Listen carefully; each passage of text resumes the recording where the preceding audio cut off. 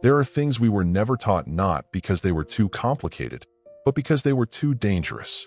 Most of us believe the story of humanity starts in the Bible's book of Genesis with Adam, Eve, and the serpent. But what if that story is actually the middle of a much bigger one? What if something older, deeper, and darker happened long before that?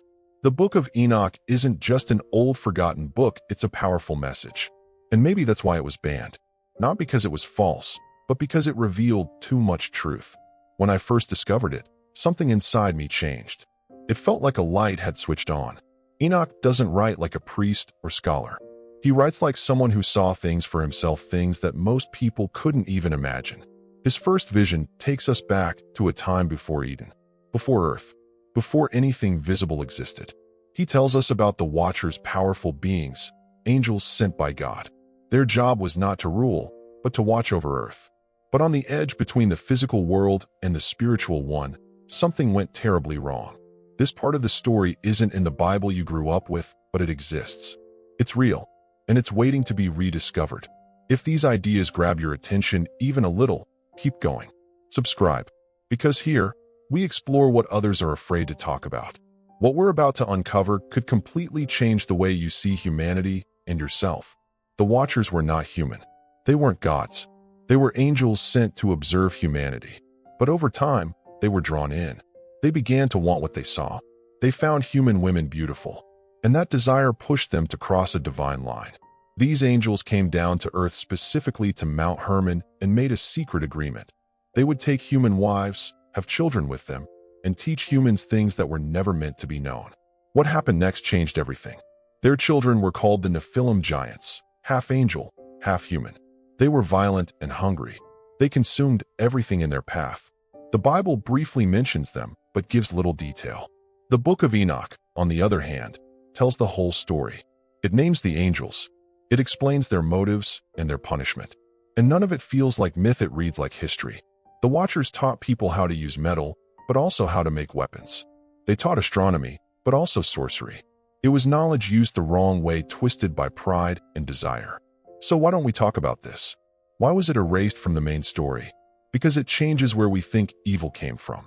It suggests that evil didn't begin in the hearts of humans, but with the rebellion of angels. That completely rewrites how we understand sin. The Nephilim were not just giants, they were abominations. They were unnatural combinations of spirit and flesh. Their existence spread corruption not just through their actions, but through bloodlines. It affected DNA. It changed creation itself. This isn't just an ancient story. It's a spiritual invasion of life itself. That's when everything starts to make sense. God didn't send the flood only because humans were wicked. The entire world had been contaminated. It couldn't be saved as it was. It had to be wiped clean. That's why Noah was chosen. Not just because he was good, but because his bloodline was untouched by the corruption. Have you ever thought of it that way? Enoch's writings suggest that God's plan was attacked from the inside not by humans, but by angels. And this rebellion started a spiritual war that's still going on today. A silent war behind everything we see. A war that changed what it means to be human. Could we still carry traces of that corruption? Could the emptiness or unrest we feel inside be connected to that original distortion? Enoch doesn't answer every question, but he shows us just enough to make sure we're never the same again. Out of all the people in Scripture, Enoch is one of the most mysterious. He walked with God and then disappeared. He never died. He left no grave. That's all Genesis says. A short, strange line that's easy to miss. But the book of Enoch fills in the blanks. And what it reveals is too important to ignore. Enoch was taken because he saw too much. He saw heaven. He saw the fall of the angels. He saw gates between dimensions. He saw God's throne. He saw judgment coming for the Watchers. He saw hope for the righteous. And he wrote it all down not as poetry or doctrine, but as an eyewitness testimony. So why don't we ever hear about this? Why doesn't anyone preach about it? Why is Enoch someone who got closer to heaven than anyone else without dying left out of most conversations about faith? We don't often hear the story of Enoch, the man who got closer to heaven than anyone else without dying. But why not? Was his absence from the Bible just a mistake made by church leaders? Or was it something more intentional? Maybe Enoch's journey shows us what's possible when someone walks so closely with God that the world can no longer contain them. I can't help but wonder what else did Enoch see that we've never been allowed to read. The Book of Enoch was once highly respected. It was read by Jewish people, studied by early Christians, and even quoted in the New Testament. Then, suddenly, it disappeared. Not because people proved it was false, but because it was silenced.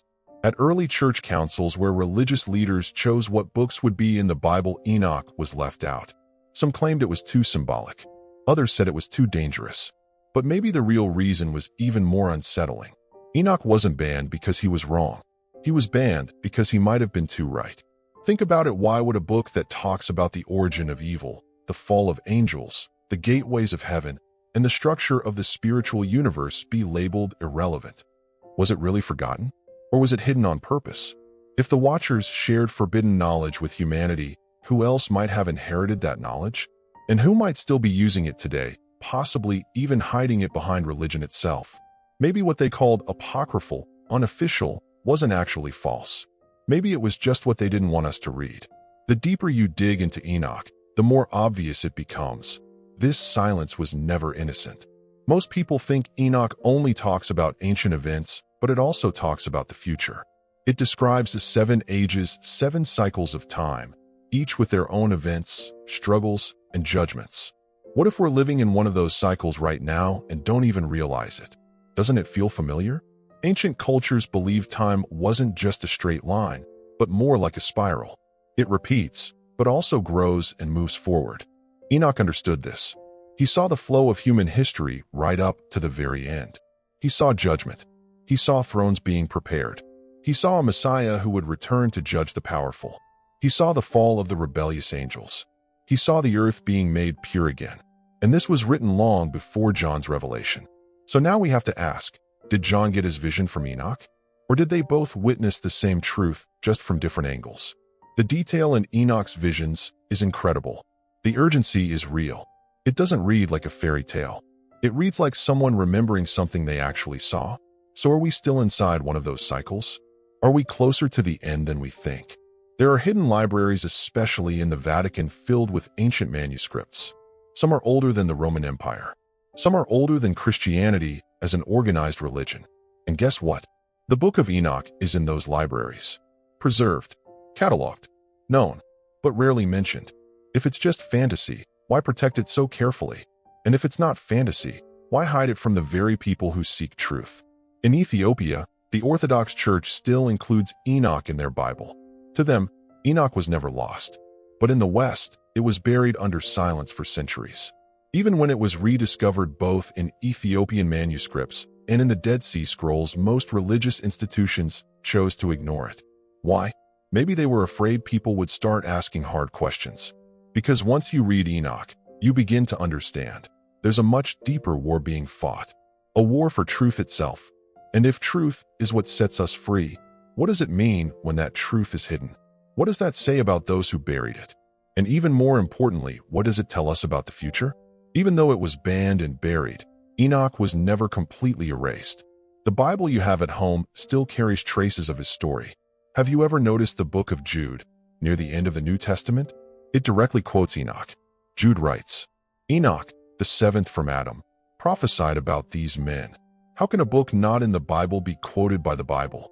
It's as if Scripture is whispering between the lines. There's something here you need to see.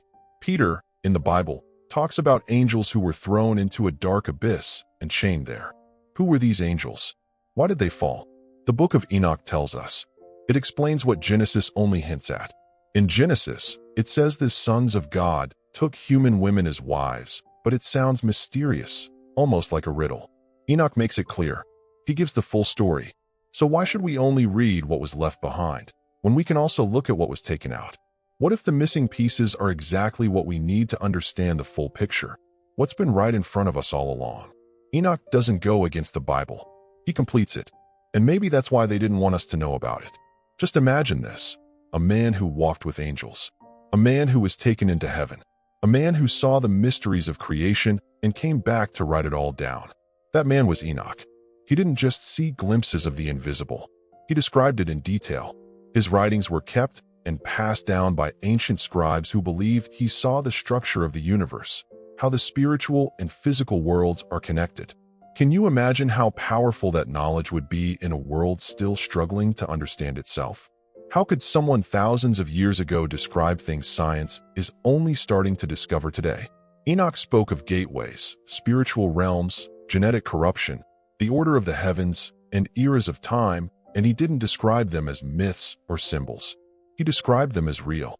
He wasn't trying to sound poetic. He was trying to preserve a memory before it was erased forever. Maybe that's why he was taken, so that he wouldn't be corrupted like the rest of the world, so that his message would survive. And maybe, just maybe, by reading his words today, we're being invited to see what he saw. Maybe Enoch's journey is a reflection of what's still possible for us. And maybe all of this is coming back into the light now because the time has come to remember. Now that this message has reached you, what will you do? You can go on like nothing happened, or you can stop, think, and ask yourself, what if the story we were told was never the full story? The Book of Enoch is not just an old text, it's a key, a door, but it only opens for those brave enough to step through. Maybe that's why it was silenced. Because once you awaken, you start asking questions. An awakening isn't always easy. It's uncomfortable. It changes how you see everything. But it also sets you free. If you've made it this far, that's no accident. Something deep inside you already knew the truth was hidden. And today, that veil is starting to lift. Now the choice is yours. Will you walk away from it, or will you awaken? Take a deep breath. Because this moment isn't just emotional, it's spiritual. If you feel it, if you're ready, comment this below. I choose to awaken. And I'll see your comment and leave a heart as a sign that I saw your choice. I know the choice I made. That's why on this channel, I keep searching, digging deeper, going where others fear to go. Until the next deep dive.